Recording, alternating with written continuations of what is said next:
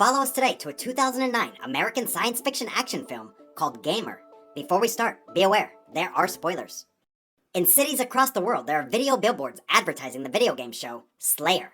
In particular, the most popular character, Cable. During a gunfight in a building, Cable is doing well.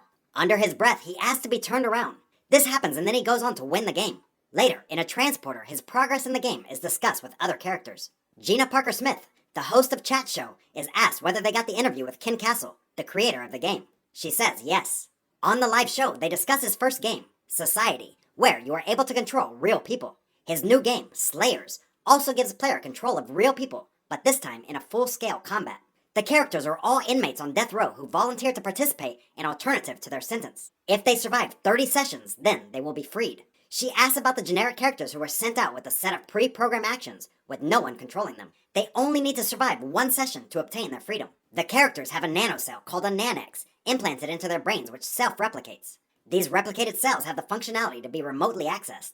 Gina asks about the possibility that when they leave the game, they could still be under control. They continue the discussion during the break, and she gushes over Gable. Suddenly, the program is hijacked by a guy from the organization called Humans, who says that this is a lie and that all humans will be controlled if they allow this evolution to continue.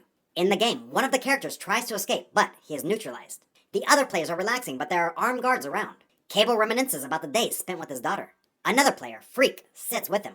Cable's wife, Angie, weeps as she follows his progress on the screen.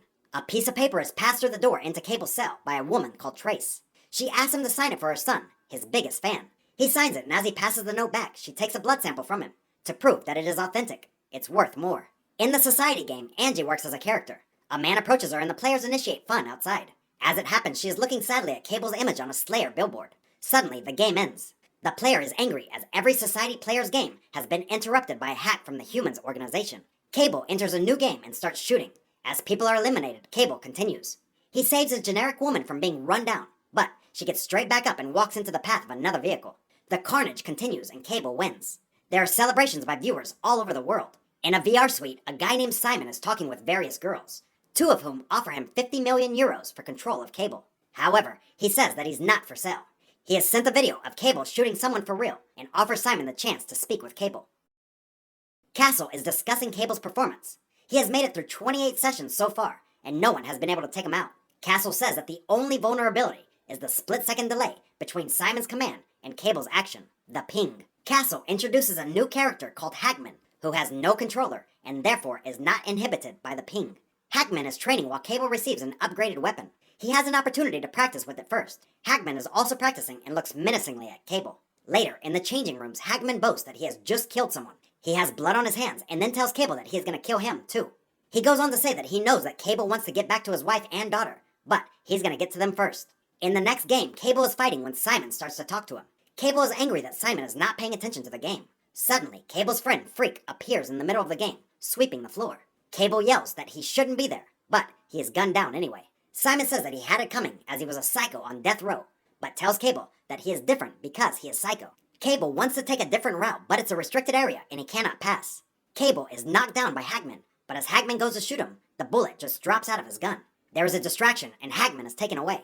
Cable tells Simon that he was clearly supposed to die tonight and he can beat them, but not with Simon controlling him. He tells Simon that if he wants him to win, he must find a way to turn him loose. Angie is trying to regain custody of her daughter. She has been put into foster care. Despite the fact that she has a stable job in society, the caseworker is not sure that it is a good idea, but he says he will consider it. Simon is purchasing new equipment for Cable when he is hijacked by Humans, who asks if he liked the software that he got from them. He asks if Simon is going to give Cable what he wants. Simon learns that Cable has information about Castle, and so he won't let him get out. Humans tells him that he has to cut Cable free.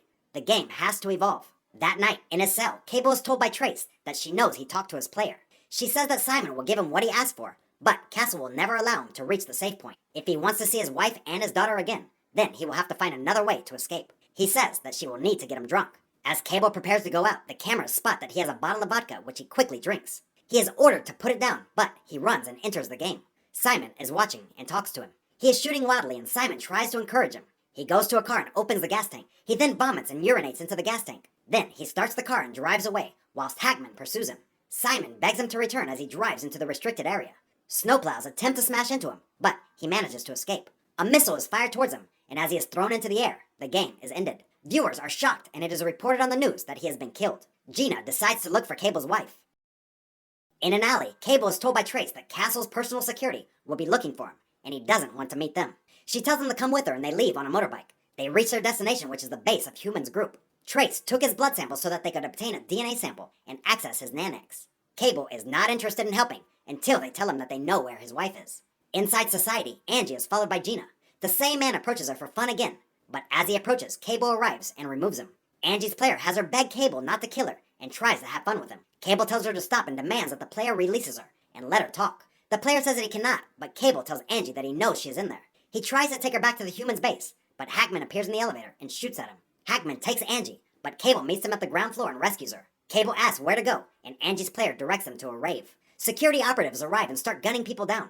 As they exit, Gina arrives in a van and tells them that she can get them out of there. They leave with her and she tells them that they can trust her. Simon is being interrogated. He is commended for his gameplay, but asks how long he thinks he would last on the other side of the game. He is being held under suspicion of aiding the escape of a convicted murderer. They want to know everything he knows and everything he did. Simon replies flippantly. Back at base, Angie is injected with a formula to sever her connection. Gina understands it as an anti-spyware program. It disables the Nanex's ability to transmit and receive, as it cannot actually be removed. Cable is spoken to. They know that while he was in the army, he and his colleague Scotch volunteered for a program that aimed to replace your brain, cell by cell. It would never break down and never deteriorate. A short time later, his friend was dead, and he was serving life. 1 year later, the same technology resurfaced in a game called Society. They now need to know what he knows. Angie wakes, as does her player. He has been approached by tech support. Humans are reviewing Cable's memories.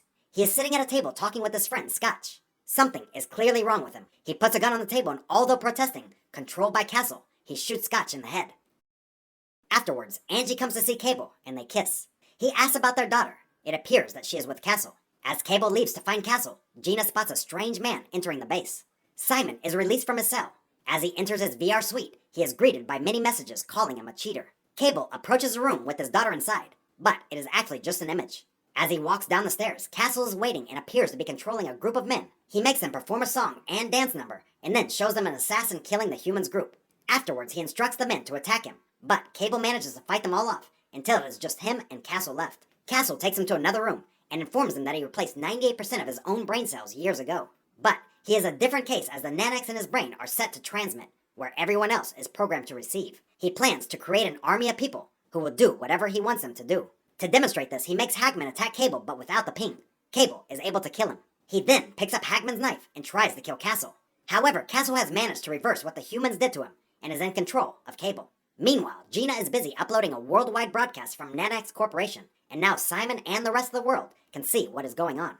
They see Castle start to fight Cable, who is unable to fight back. Castle asks for an audience and brings in Angie and his daughter. He tries to make Cable slay his daughter, but Angie implores him not to do it. Cable manages to take control and grabs Castle by the neck. Simon has managed to hack the nanics in Cable's mind and take control, but Castle's tech team are busy trying to override him.